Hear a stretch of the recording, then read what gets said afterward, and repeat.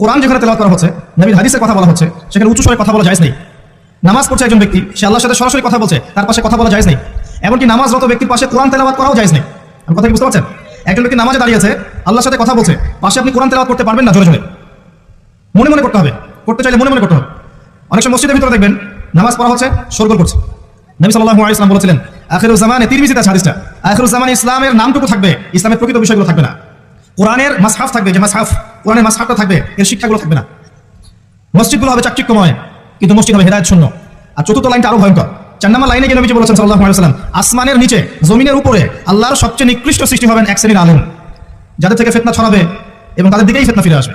তিরমিজির মধ্যে হাদিসটা আছে, যে কোনো আলেমকে জিজ্ঞাসা করে এটা কোন শ্রেণীর আলেম, এটা বোঝার জন্য আপনার পিএইচডি করার দরকার নাই।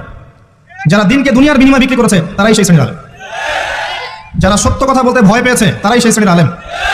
যারা সত্যকে মিথ্যার সাথে মিশ্রিত করেছে তারাই সেই শ্রেণীর আলেম। এবং যারা ইসলামের নামে উম্মাহকে শতদা বিভক্ত করে দিয়েছে এরাই সেই শ্রেণীর আলেম।